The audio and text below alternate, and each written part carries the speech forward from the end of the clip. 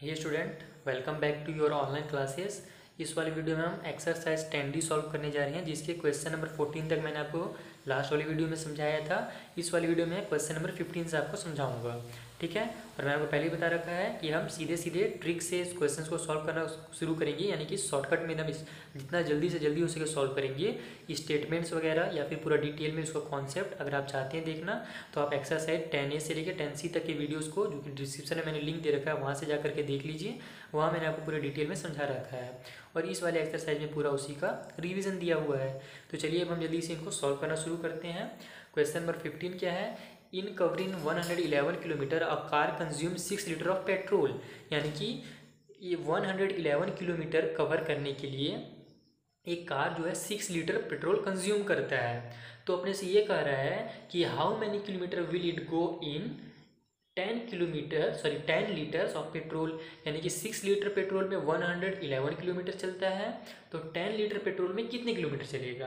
तो इसको भी सॉल्व करना है। Same to same question number आपका मैंने आपको जो लास्ट वीडियो में बताया था, कौन सा 11, ठीक है ना, उसी तरीके से आपको इसको सॉल्व करना है। जैसे कि यहाँ पे अपने को क्या चीज़ का दिया हुआ है, 6 लीटर का दिया हुआ है ना, तो 1 लीटर पेट्रोल को निकाल लीजिए आप कि 1 लीटर पेट्रोल में कितना कवर करेगा, और देन आपको 10 लीटर पेट्रोल का निकालना है, तो 10 से मल्टीप्लाई कर दीजिएगा, जो 1 लीटर का आपको पता चलेगा उससे। चलिए इसको जल्दी से हम लोग सॉल्व कर देते हैं। वैसे मैं स्टेटमेंट वैसे तो नहीं लिखना चाह रहा था, लेकिन मैं अब लिख ही दिया आपको समझाने के लिए। एक car cover in 1 litre petrol, 1 litre petrol में वो कितना कवर करेगा, 111/6। अगर आप एग्जाम में सॉल्व कर रहे हैं तो इतना आप टाइम बर्बाद नहीं कीजिएगा।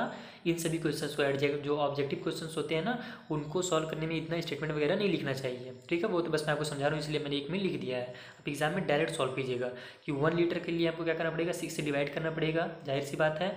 और 10 लीटर के बारे में जानना है अपने को कि 10 लीटर में कितना वो कवर करेगा। तो 10 का क्या करेंगे हम, 1 लीटर वाले में जो हमने 1 लीटर का निकाला है, 1 लीटर का हमने यहाँ डिवाइड करके पूरा पूरा नहीं निकाला है, तो हमने बस जितना आना चाहिए उसी को हमने बस अभी फ्रैक्शन के टर्म में ही रख दिया है। तो हमको रखने का भी फ़ायदा होता है, मैंने आपको बार बार बताया है कि अगर पूरा पूरा नहीं कटते रहता है ना, तो आप उसको भी रहने दीजिए, आगे जा कर कट कीजिए, वहाँ पे आपसे आसानी से कट हो जाएगा। तो 1 लीटर में इतना चलता है, तो 10 लीटर में कितना चलेगा, तो मल्टीप्लाई हम 10 से कर देंगे, तो अपने को पता चल जाएगा कि 10 लीटर में कितना चलेगा, ठीक है ना। तो अब चलिए इसको हम लोग सॉल्व करते हैं अभी इस वाले फ्रैक्शन को, तो अपने को पता चल जाएगा कि 10 लीटर में कितना चलेगा। तो ये 6 और 10 आपस में कट हो रहे हैं, कट कर देते हैं। 2 3 जा 6 और 2 5 जा 10, दोनों 2 से कट हो रहे थे। अब ये 3 और 5 तो कट नहीं हो रहा, लेकिन 3 और ये नंबर कट हो रहा है, ठीक है। क्यों कट हो रहा है, क्योंकि 1 + 1 यानी 2 और +1 यानी कि 3। टोटल हम लोग जो ऐड करते हैं, सम करते हैं, तो 3 आता है। और यही तो रूल है हमारा 3 से डिविजिबिलिटी का, कि 3 अगर आता है या 3 का टेबल वाला कुछ नंबर आता है ऐड करने के बाद, तो वो पूरा नंबर 3 से डिवाइड होगा। इसका मतलब ये 111 3 से डिवाइड होगा। कितने टाइम होगा कट करके देख लेते हैं। नीचे 3 1 जा 3 हो जाएगा, और ऊपर में हमारे पास 3 3 जा 9 हो रहा है, 2 बच जा रहा है इसके पास, 2 चल जाएगा इधर कैरी, और ये बन जाएगा 21। अब 3 7 जा 21, यानी 37 × 5, ये हमारा ऊपर आंसर बच गया। और नीचे वाले 1 को लिखना जरूरी है ही नहीं, तो 37 × 5 लिखिए, इन दोनों को मल्टीप्लाई कर देते हैं। 5 7 जा 35 का 5, कैरी हो गया 3, 5 3 जा 15 और 3 18, यानी 185 किलोमीटर वो कार चलेगा। और ये है हमारा ऑप्शन नंबर बी, ठीक है। इसका मतलब ऑप्शन बी जो है इस क्वेश्चन का, क्वेश्चन नंबर 15 का, वो सही है। किस तरीके से फाइंड किया हमने, 1 लीटर का फाइंड किया, और उसके बाद हमने 10 लीटर के लिए 10 से मल्टीप्लाई कर दिया, तो अपने को पता चल गया आंसर। अब चलिए हम जल्दी से क्वेश्चन नंबर 16 सॉल्व कर लेते हैं। क्वेश्चन नंबर 16 क्या है, एक फोर्ट है, एक किला है, वहाँ 550 मैन के लिए प्रोविज़न है, यानी खाने पीने का सामान है। कितने दिनों के लिए, 28 डेज़ के लिए।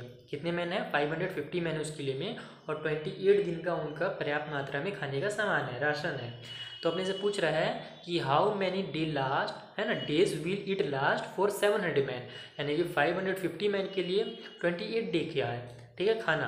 लेकिन अगर 550 मैन नहीं रहते, वहाँ और ज़्यादा मैन आ जाते हैं, 700 मैन आ जाते हैं, तो वो खाना कितने दिनों तक चलेगा। जाहिर सी बात है कि कम हो जाएगा। पहले 28 डे तक चल रहा था, तो अब 700 मैन के लिए कम हो जाएगा। इसको निकाला कैसे जाता है, सॉल्व कैसे किया जाता है, चलिए जल्दी से मैं आपको बताता हूँ। अपने को तो पहले यहाँ पे लास्ट में अपने क्या दिया हुआ है, 700 मैन के लिए वो कितने दिनों तक चलेगा ना, तो अपने क्या करना है, लास्ट निकालना है 1 मैन के लिए, कि 1 मैन के लिए वो खाना कितने दिनों तक चलेगा। अगर 550 मैन के लिए 28 दिन का है, 28 डेज़ का है, तो 1 मैन के लिए कितने दिनों का होगा, तो हम क्या करते हैं, उसमें हम मल्टीप्लाई कर देते हैं। ये वाला रूल हमारे बुक में दिया हुआ था, और मैंने एक्सरसाइज 10C के क्वेश्चन नंबर 16 to 19 वाले वीडियो में इसको अच्छे से समझा भी रखा है कि इस तरीके से क्वेश्चन को कैसे सॉल्व किया जाता है पूरे कॉन्सेप्ट के साथ। तो 1 मैन के लिए निकालने के लिए हम क्या करेंगे, उस 550 जो मैन्स हैं उनका मल्टीप्लाई कर देंगे 28 से, यानी इन दोनों को मल्टीप्लाई करने के बाद जो आंसर आएगा ना, तो उतने दिनों तक उस 1 आदमी के लिए वो खाना चलेगा। यानी ये डेज में निकला है, इन दोनों का हम जब मल्टीप्लाई करेंगे तो डेज में हमारा आंसर आएगा। ठीक है, अब क्या पूछ रहा है कि 700 मैन के लिए वो कितने दिनों तक चलेगा। तो 700 मैन के लिए निकालने के लिए हम क्या करेंगे, यहाँ पे 1 मैन कम था इसलिए इसका मतलब हमने मल्टीप्लाई इसीलिए किया क्योंकि less man means more day. ठीक है, उसी तरीके से यहाँ पे ज़्यादा मैन हो जा रहे हैं, मोर मैन हो जा रहे हैं, तो अब क्या हो जाएगा, लेस डे हो जाएगा, यानी डेज कम हो जाएंगे। तो ये हो जाएगा 550 मल्टीप्लाई 28 जो कि 1 मैन का हमने निकाला है, और डिवाइड कर देंगे हम 700 से। क्लियर, और इसका फॉर्मूला मैंने वहाँ पे आपको जो वीडियो के बारे में, इस वीडियो के बारे में बताया, वहाँ पे मैंने आपको डिटेल में समझा रखा है स्टेटमेंट के साथ। अब इसको हम सॉल्व करते हैं और हमारा आंसर देखिए सट से आ जाएगा 0 1 से 0 है ना, मतलब 0 0 कट हो गया हमारा। 7 के टेबल में 28 आता है तो हम इसी को कट कर देते हैं, 7 10 जा 70 और ऊपर 7 4 जा 28। अब नीचे 10 है, ठीक है, 2 से दोनों कट हो रहा है तो हम 2 से कर देते हैं, 2 2 जा 4 और 2 5 जा 10। अब 5 से ये 55 हो रहा है, तो इस बार एक बार हम लोग लिख लेते हैं, नहीं तो थोड़ा सा वो कचड़ा दिखेगा, खिचड़ी टाइप से बन जाएगा। तो ये हो जाएगा 55 मल्टीप्लाई 2 न्यूमरेटर में बचा है और नीचे डिनोमिनेटर में 5 बचा है, तो इनको कट करने के बाद क्या हो जाएगा, 5 1 जा 5 और 5 11 जा 55, यानी 11 मल्टीप्लाई 2 हो गया, और 11 मल्टीप्लाई 2 यानी कि 22। इसका मतलब ये हुआ कि 700 मैन के लिए वो खाना 22 डेज तक चलेगा। समझे बात ना। और जो कि हमारा ऑप्शन है इसमें 22 डेज, कौन सा था क्वेश्चन, क्वेश्चन नंबर 16 जो था, को ऑप्शन नंबर ए है हमारा। क्लियर, तो इस तरीके से आपको इसे सॉल्व करना है। डिटेल अगर आपको देखना है तो उस वाली वीडियो में देख सकते हैं, नीचे मैंने डिस्क्रिप्शन में लिंक दे रखा है, 10C क्वेश्चन नंबर 16 to 19, ध्यान दीजिएगा, यही टाइटल है उसका। अब आते हैं हम क्वेश्चन नंबर 17 में। क्वेश्चन नंबर 17 में हमसे कहा जा रहा है कि the angle of a triangle are in the ratio 3:1:2, यानी एक ट्रायंगल है उसके जो एंगल्स हैं, ठीक है ना, वो 3 की रेशियो में है, 1 रेशियो में है और 2 रेशियो में है। ठीक है, तो the measure of the largest angle, तो जो लार्जेस्ट एंगल होगा वो कितने का होगा। ठीक है, यानी कि ये जो अपने को दिया हुआ है नंबर ना, ये उसका एक्चुअल में साइज नहीं दिया हुआ, वो बस रेशियो दिया हुआ है ना। तो जो लार्जेस्ट होगा वो 30, 60, 90 या 120 कुछ भी हो सकता है। तो इसको देखिए सॉल्व कैसे करना है ये मैं चलिए आपको बताता हूँ। इसको आप इस तरीके से डायग्राम से समझिए कि एक ट्रायंगल है, उसके 3 एंगल्स अपने को दिया हुआ है, एक 1 दिया, एक 2 दिया और एक 3 दिया हुआ है। ठीक है ना, 3:1:2 यही दिया हुआ है। तो 3:1:2 को हमने क्या मान लिया कि एक एंगल मान लेते हैं 3x होगा, जो 3 रेशियो वाला है, जो 1 रेशियो वाला है वो 1x होगा, और जो 2 रेशियो वाला है वो 2x होगा। ठीक है, अब आपको क्या पता है, हमने हमेशा से पढ़ा है कि जो एंगल्स के है ना, जो ट्रायंगल होते हैं उनके जो सम होता है, ठीक है, एंगल्स का जो सम होता है, तीनों एंगल्स को जब ऐड किया जाता है तो कितना आता है, 180 डिग्री सेल्सियस आता है। ये आप सेल्सियस बोल रहा हूँ, 180 डिग्री आता है, ये आपने पहले ही पढ़ रखा है। ठीक है ना, कि ट्रायंगल के जो तीनों जो हमारे एंगल होते हैं उनको आपस में ऐड करने के बाद 180 डिग्री आता है। इसका मतलब क्या हुआ कि 1x को, 2x को और 3x को जब हम ऐड करेंगे तो कितना आएगा, 180 डिग्री आएगा। क्लियर, ये रूल है, ट्रायंगल का एक रूल है मैथमेटिक्स में। क्लियर, तो अब हम इनको आपस में ऐड करते हैं तो ये कितना हो जाएगा, 1 2 5 और 1 2 3 और 3 6x, तो 6x इक्वल टू 180 डिग्री हो गया। अब यहाँ से हम x का वैल्यू निकाल देंगे तो x इक्वल टू हो जाएगा 180 डिवाइडेड बाई 6, क्योंकि इधर 6 मल्टीप्लाई में था, इधर आके डिवाइडिंग हो जाएगा। 6 1 जा 6, 6 3 जा 18, यानी कि 3 और 0 यानी कि 30 बन गया। x का वैल्यू क्या हो गया, 30 डिग्री हो गया। क्लियर, तो x का वैल्यू जब 30 है तो अपने को सबसे बड़ा वाला का ही पूछ रहा है, इसमें लार्जेस्ट का जो एंगल है उसका पूछ रहा है मिस्योर। तो हमारे को लार्जेस्ट पता है 3x है, तो हम 3 का मल्टीप्लाई कर देंगे 30 से, यानी 3 का x से मल्टीप्लाई करेंगे तो x का वैल्यू कितना है, 30 है, तो हम 3 मल्टीप्लाई 30 कर देंगे, तो 3 3 हो जाएगा हमारा 9 और ये 0 का 0 लग जाएगा, यानी कि 90 डिग्री सेल्सियस जो है हमारा सबसे बड़ा वाला जो एंगल है वो है। तो ये क्वेश्चन नंबर 17 का ऑप्शन कौन सा है, सी। तो ऑप्शन सी हमारा इसका आंसर सही हो जाएगा। क्लियर, जो कि ऑप्शन 90 दिया हुआ है। ठीक है ना, सबसे बड़ा वाला। आई होप आपको ये समझ में आया होगा। ये वाला सॉल्व करने के लिए आपको ये जानना जरूरी था, सबसे मेन चीज़, कि जो 3 एंगल्स होते हैं उनको जो आपस में ऐड करते हैं तो 180 डिग्री आता है। क्लियर, चलिए क्वेश्चन नंबर 18 देख लेते हैं। 18 में क्या दिया हुआ है कि length and breadth of a rectangular field, यानी एक रेक्टेंगुलर फील्ड है जिसका लेंथ और ब्रेथ जो है वो रेशियो 5:4 में है। ठीक है, यानी लेंथ जो है 5 में है और ब्रेथ जो है 4 में है। ठीक है, तो if the width of the field is 36 centimetre, what is length. बस ये बहुत ही इजी क्वेश्चन है। बस यहाँ पे आपको एक नया वोकैबुलरी में आपको एक नया वर्ड दे दिया कंफ्यूज करने के लिए। ब्रेथ को यहाँ पे विथ लिख दिया है। ब्रेथ मतलब भी चौड़ाई होता है और विथ का मतलब भी क्या होता है, चौड़ाई होता है, ठीक है ना। यानी कि जो लेंथ है वो 5 है, ब्रेथ जो है 4 है, और जो 4 जो रेशियो में है वो एक्चुअली में नंबर में कितना है 36 मीटर है। समझे बात ना। यानी जो विड्थ बोल रहा है ना 36 मीटर है, वो क्या है एक्चुअली में ब्रेथ ही है उसका। समझ में आया बात को। तो इसमें आपको ये 4 का वैल्यू दिया हुआ है, बस 5 का वैल्यू फाइंड करना है। तो फाइंड कैसे करना है, 4 को अगर पता है तो 4 को 4x मान लीजिए और वहाँ से x का वैल्यू निकाल लीजिए। चलिए जल्दी से इसको सॉल्व करते हैं। ये हम लेंथ को 5x मान लेंगे, ब्रेथ को 4x मान लेंगे। स्टेटमेंट लिखना है तो आप स्टेटमेंट लिख भी सकते हैं, let the length of the rectangular field be 5x and breadth equal to 4x। ठीक है, इस तरीके से आप लिख भी सकते हैं स्टेटमेंट, अगर आपके टीचर स्टेटमेंट लिखने के लिए बोलेंगे तो। अदरवाइज एग्जाम में आपको तो डायरेक्ट ही बनाना है। मैं तो इतना लिख रहा हूँ, इतना भी आपको एग्जाम में लिखना है। ओके, तो देखिए लेंथ इक्वल टू 5x है क्योंकि 5 के रेशियो में था, और ब्रेथ इक्वल टू 4x यानी कि 4 के रेशियो में था इसलिए। अब अपने से क्वेश्चन में क्या दिया हुआ है कि जो ब्रेथ है यानी कि जो विथ बोल रहा है अपने को, जिसको हम ब्रेथ के नाम से जानते हैं, वो कितना है 36 सेंटीमीटर है, ये सॉरी मीटर है। यानी कि जो 4x है वही एक्चुअली में क्या है 36 मीटर है। समझ में बात ना। यही अपने को क्वेश्चन में दे रखा था। क्लियर। अब यहाँ से आपको x का वैल्यू फाइंड करना है और देन आप उसको लेंथ में पुट कीजिए और आपका आंसर आ गया। तो ये हो जाएगा x equal to 36 divided by 4, यानी कि 4 1 जा 4, 4 9 जा 36, यानी 9 आ गया x का वैल्यू। अब अपने को लेंथ बताना था ना, इसमें अपने क्वेश्चन क्या था, व्हाट इज इस लेंथ। तो लेंथ इक्वल टू 5x है, तो 5x यानी कि 5 मल्टीप्लाई 9 इक्वल टू 45, और ये क्या में आएगा मीटर में आंसर आएगा, जो कि हमारा ऑप्शन नंबर बी है। तो 18 का ऑप्शन बी आपका आंसर होगा। इस तरीके से आपको उसको फाइंड करना था। ब्रेथ ये होता तो ब्रेथ के में आपको उसको पुट करना है और वहाँ से x का वैल्यू निकालना है, देन आपको 5x का वैल्यू पता चल जाएगा। चलिए क्वेश्चन नंबर जल्दी से 19 देख लेते हैं। 19 में क्या करा अपने से कि if a bus cover 195 kilometre in 3 hour and a train cover 300 kilometre in 4 hour, then the ratio of their speed is. यानी कि एक बस जो है इतना 195 किलोमीटर 3 आवर में कर रहा है कंप्लीट, और कवर कर रहा है मतलब, और जो ट्रेन है वो 4 आवर में 300 किलोमीटर कवर कर रहा है। तो अपने से उन दोनों की स्पीड का रेशियो पूछ रहा है, और रेशियो निकालने के लिए मैंने क्या करना पड़ेगा, हमने इस तरीके से क्वेश्चन को पहले भी सॉल्व कर रखा है ना, आपने पढ़ा होगा 10C तो आपको पता ही होगा। यहाँ पे अपने को 1 किलोमीटर का 1 आवर का उनका फाइंड करना है कि 1 आवर में बस कितना कवर कर रहा है और 1 आवर में ट्रेन कितना कवर कर रहा है। देन जो भी आंसर आएगा 1 आवर का दोनों का, उनका हम रेशियो फाइंड करेंगे। तो चलिए जल्दी से इनका 1 आवर का निकाल देते हैं रेशियो। बस जो है 195 किलोमीटर चल रहा है 3 आवर्स में, तो 1 आवर में कितना चलेगा, तो 1 आवर का अपने को निकालने के लिए क्या करना पड़ेगा, इसको 3 से डिवाइड देना पड़ेगा। तो 195 डिवाइडेड बाई 3 कर देंगे। क्लियर, यही करना पड़ता है अपने को, आपको पता ही होगा। तो चलिए इसको जल्दी डिवाइड देते हैं। 3 1 जा 3 हो गया, ऊपर में 3 5 जा हमारा 15 होगा, 3 6 जा 18 भी हो रहा है, तो हम 3 6 जा 18 लेंगे। 1 बच गया, 1 चल जाएगा इस साइड कैरी, और ये बन जाएगा 15। अब 3 5 जा 15, यानी कि जो बस है 1 आवर में 65 किलोमीटर चल रहा है। उसी तरीके से अगर हम लोग ट्रेन का देखें, ट्रेन का हम डायरेक्ट 1 किलोमीटर का निकाल देते हैं। तो ट्रेन कितना चल रहा था, 4 आवर में 300 किलोमीटर चल रहा था। तो 1 आवर में जाने के लिए हम लोग को 300 से 4 को डिवाइड देना पड़ेगा, सॉरी 4 से 300 को डिवाइड देना पड़ेगा। चलिए डिवाइड दे देते हैं, लास्ट में 2 0 है, इसका मतलब ये तो नंबर 4 से डिवाइड होगा ही होगा। ये रूल है 4 का, लास्ट में 2 0 होते हैं तो वो 4 से डिवाइड हो जाता है। तो 4 1 जा 4 हम डायरेक्ट करेंगे।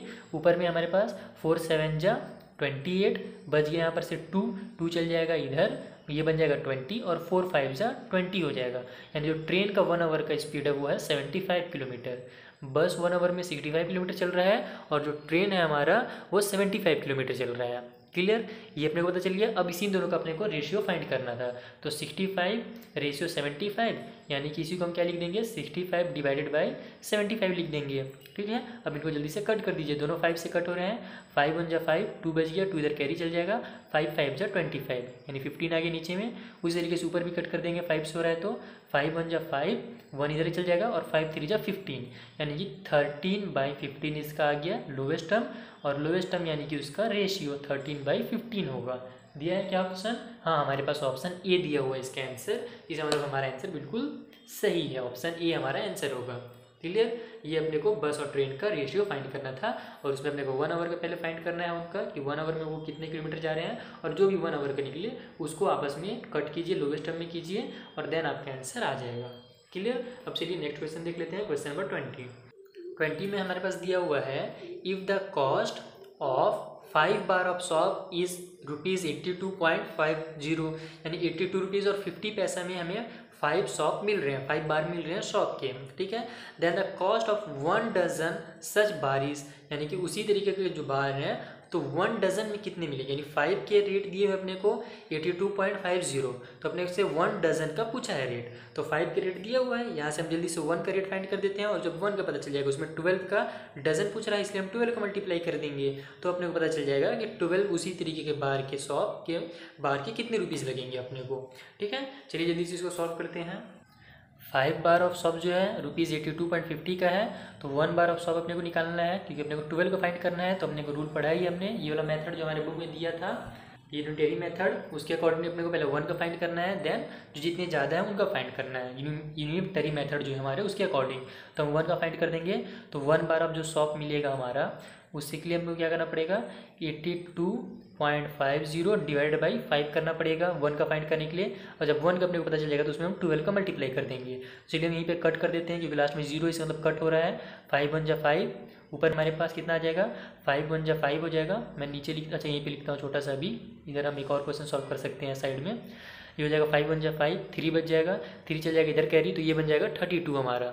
ठीक है, तो 5 के टेबल में 30 आता है, 5 6 जा 30, अब बच गया 2 चल जाएगा इधर कैरी, तो ये बन जाएगा 25, और हम डेसिमल के साइड आ जा रहे हैं तो यहाँ पे डेसिमल लगा देंगे। क्लियर, 5 5 जो हो जाएगा हमारा 25, और ये 0 का 0 उतर जाएगा, यानी 16.50 हमारा आंसर आ जाएगा 1 शॉप का, 1 बार ऑफ शॉप का रेट हमारा हो गया 16.50 रुपीज़। तो अपने को क्या करना है, 12 बार का फाइंड करना है, तो 12 बार्स का इक्वल टू हो जाएगा हमारा 16.50 मल्टीप्लाई 12, बस मल्टीप्लाई कर दीजिए 12 से, 1 का फाइंड हुआ जहाँ ना, उसके बाद आपको ज़्यादा फाइंड करना है तो उसका मल्टीप्लाई कर दीजिए, उतना आपका आंसर आ जाएगा। चलिए इसे मल्टीप्लाई कर देते हैं हम लोग, 2 0 जा 0, 2 5 जा 10 का 0, कैरी हो गया 1, 2 6 जा 12 और 1, 13 का 3 कैरी हो गया 1, 2 1 जा 2 और 1 3, उसी तरीके से 1 0 जा 0, 1 5 जा 5, 1 6 जा 6, 1 1 जा 1, ऐड कर देते हैं, हमारा हो जाएगा 8 6 3 9 और 1, 2 नंबर्स के बाद है ना डेसिमल था हमारा, तो यहाँ पे हम 2 नंबर्स के बाद डेसिमल लगा देंगे, तो हमारा आंसर आ जाएगा 198 रुपीज़। दिया है कि हमारे पास ऑप्शन, क्वेश्चन नंबर 20 पढ़े थे हम, हाँ ऑप्शन नंबर सी में दिया है 198 रुपीज़, इसका मतलब ऑप्शन सी हमारा जो होगा वो सही होगा।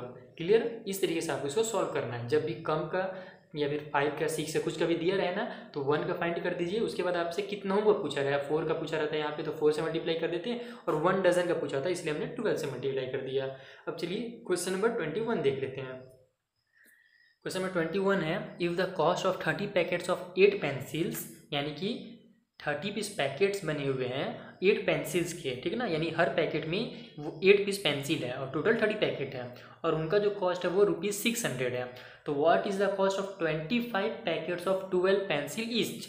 ये देखिए अभी थोड़ा सा क्वेश्चन स्टार्टिंग में जब मैंने पढ़ा तो बहुत थोड़ा लग रहा है कि एकदम बहुत ज़्यादा ये घुमा दिया है, एक्चुअली में घुमाया नहीं है, ये एक चीज़ को छुपा दिया आपसे, यहाँ पर आपको पेंसिल्स जो है ना ये आपको पैकेट में उलझाने की कोशिश किया है क्वेश्चन, लेकिन अगर आप MD सर से पढ़ते होंगे तो आपको घबराने की ज़रूरत नहीं है, आप इसको आसानी से सॉल्व कर सकते हैं। देखिए अगर आपको साफ साफ ये बोल देता कि इतने पेंसिल्स का रेट इतना है, तो बताइए इतने पेंसिल्स का रेट कितना होगा, तो आप इजीली बता देते, 1 पेंसिल का फाइंड करते और फिर जितने भी पेंसिल का पूछा रहता है उतने से मल्टीप्लाई कर देते हैं, ठीक है। लेकिन यहाँ पे आपको ये पैकेट और पेंसिल में उलझाने की कोशिश किया है, तो चलिए मैं उस उलझन से आपको निकालता हूँ और तुरंत ये वाला आपसे बन जाएगा।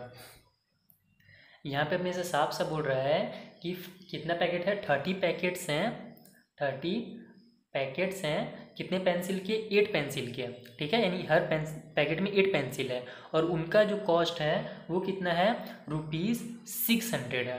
क्लियर, यानी कि टोटल हम लोग पहले फाइंड कर लेते हैं कि टोटल कितने पेंसिल का रेट 600 रुपया है, ठीक है। तो 1 पैकेट में 8 पेंसिल्स हैं, तो 30 पैकेट में कितने होंगे, 8 का हम लोग इसे मल्टीप्लाई कर देंगे 30 से, तो 30 × 8 यानी कि टोटल कितने पेंसिल हो गए हमारे, 8 3 जा 24, यानी कि 240 टोटल पेंसिल्स हो गए, ठीक है ना। और 230 जो पेंसिल्स हैं उनका जो रुपीज़ है वो है 600 रुपीज़, समझ में आया बात ना।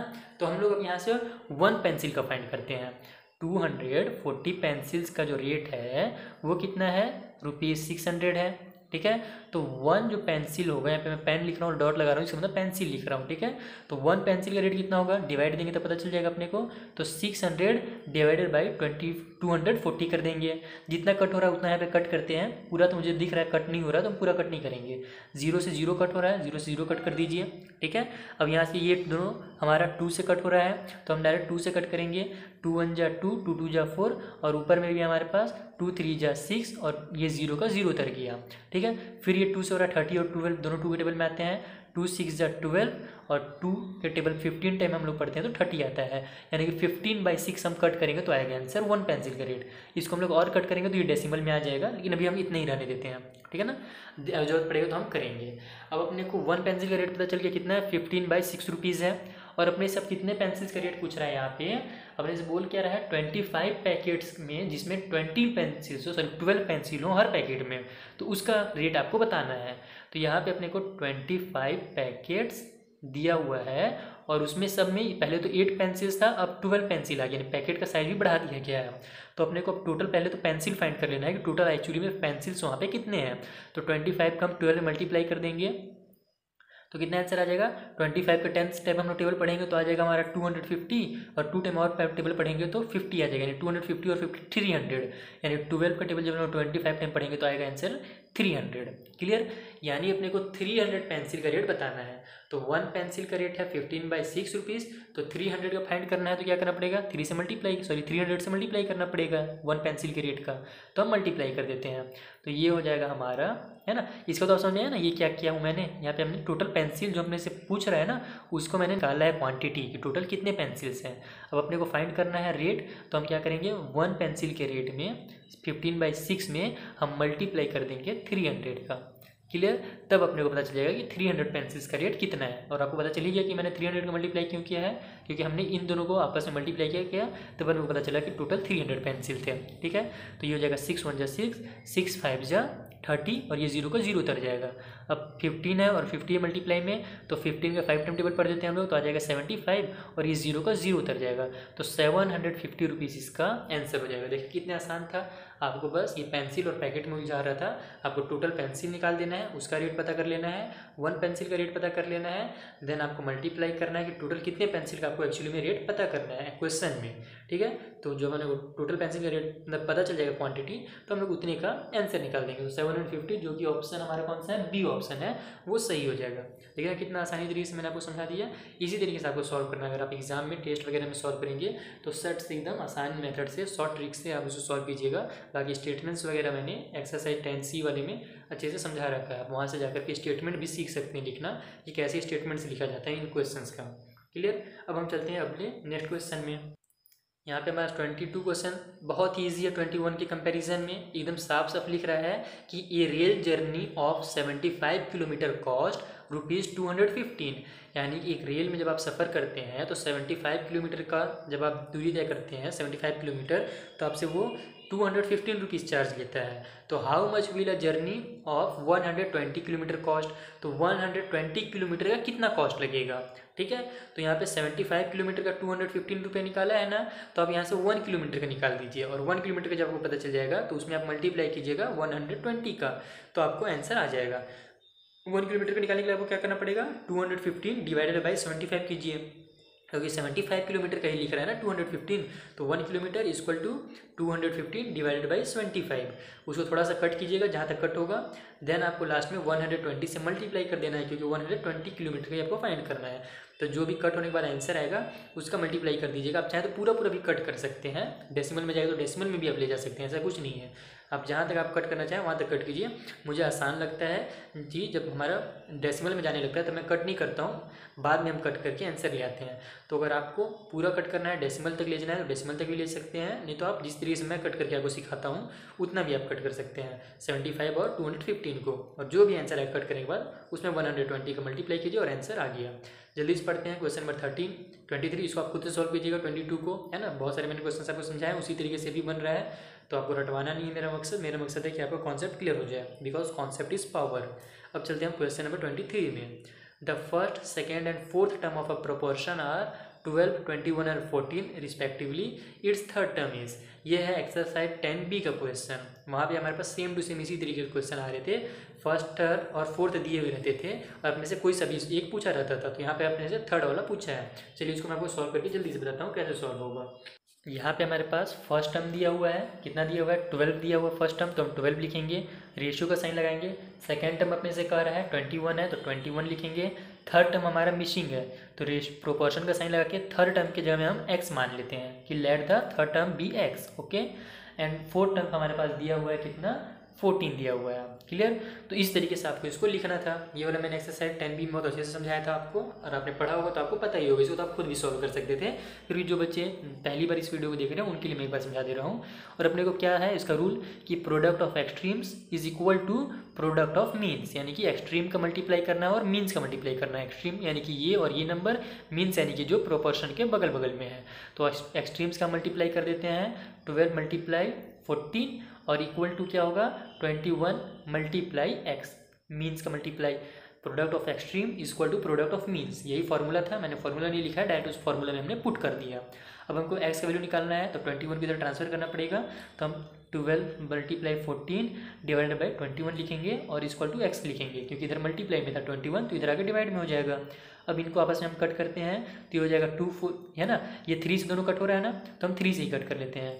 3 4 जा 12 और 3 7 जा 21, ठीक है। अब 7 और 14 आपस में कट हो रहा है तो 7 1 जा 7 और 7 2 जा 14, नीचे 1 हो गया डिनोमिनेटर में, उसको लिखने की जरूरत नहीं है। न्यूमरेटर में हमारे पास क्या बचा है वो देख लेते हैं, 4 मल्टीप्लाई 2 बचा है, ठीक है ना, बीच मल्टीप्लाई का साइन है, तो हमारा 4 मल्टीप्लाई 2 इक्वल टू एक्स हो जाएगा, यानी कि 4 2 जा 8 इक्वल टू एक्स, यानी एक्स इक्वल टू हमारा 8 आंसर आ गया। यानी कि जो थर्ड टर्म होगा वो क्या होगा 8 होगा, जो कि हमारा ऑप्शन है डी। क्लियर। ऑप्शन डी हमारे पास यहाँ पे दिया हुआ है 8, वही हमारे इसका आंसर होगा, ठीक है ना। तो इस तरीके से आपको इसको सॉल्व करना था। अब एक लास्ट क्वेश्चन बचा है, चलिए उसको भी जल्दी से सॉल्व कर लेते हैं। क्वेश्चन नंबर 24 क्या है, 10 boys can dig a pitch in 12 hour, how long will 8 boys take to do it. ये सेम टू सेम क्वेश्चन है हमारे, इस वाले में हमने कौन सा पढ़ा था, इस तरीके से क्वेश्चन एक 16 जो क्वेश्चन हमने पढ़ा था ना, वही क्वेश्चन यहाँ पे दोबारा दिया हुआ है, ठीक है। और इसके बारे में हमने 20 वर्कर्स जो थे, क्वेश्चन नंबर 13 जो पिछले वीडियो मैंने बताया था, वहाँ पे भी इस टाइप से क्वेश्चन हमने सॉल्व किया था। फिर भी मैं यहाँ पे इस क्वेश्चन को जल्दी से आपको सॉल्व करके बता देता हूँ, बाकी अगर आपको स्टेटमेंट के साथ जानना है तो आप एक्सरसाइज 10C के क्वेश्चन नंबर 16 to 19 वाले क्वेश्चन को देखिएगा, वहाँ मैंने आपको डिटेल में इसको समझाया है कॉन्सेप्ट के साथ, और स्टेटमेंट लिखना भी बताया है। क्लियर। तो बाकी इसको अभी सॉल्व कैसे करना है इस यहाँ पर, इसको मैं आपको जल्दी से सॉल्व करके बता देता हूँ।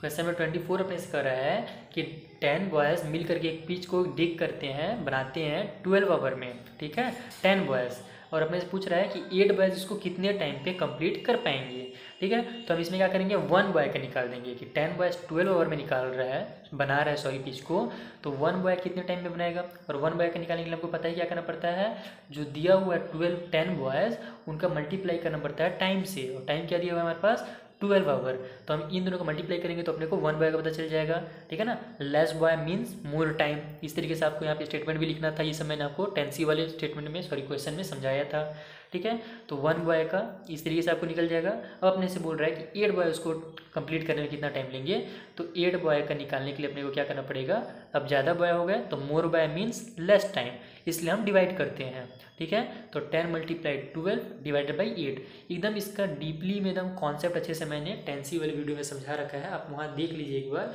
आपसे बहुत ही अच्छे से फिर इस टाइप से जो क्वेश्चन होते हैं ना चुटकी बजाते ही सॉल्व हो जाएंगे, आपको इतना लिखना भी नहीं पड़ेगा। क्लियर। तो अब इसको हम सॉल्व करेंगे और आपके देखिए आंसर आ जाएगा। ये यहाँ पे हमारे पास 10 है, नीचे सॉरी ये 12 है और ये 8 है, हम लोग 4 से कट करते हैं डायरेक्ट, 4 3 जा 12, 4 2 जा 8, उसी तरीके से यहाँ 2 है और यहाँ 10 है, इन दोनों को आपस में कट करते हैं, 2 1 जा 2, 2 5 जा 10, बच गया 5 मल्टीप्लाई 3, और नीचे 1 है उसका कोई वैल्यू नहीं लिखेंगे हम, तो 5 मल्टीप्लाई 3 यानी कि 15, यानी कि 8 बॉयज़ मिल करके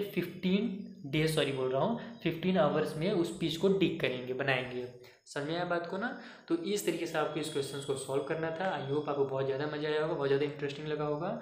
अब नेक्स्ट वीडियो में मैं है ना आगे के जो चैप्टर्स हैं उनको सॉल्व करूँगा, और क्लास 7th की भी मैं बुक को सॉल्व करना स्टार्ट करने वाला हूँ, तो आप क्लास 7th के बच्चों को भी ऐड कर सकते हैं हमारे ग्रुप में।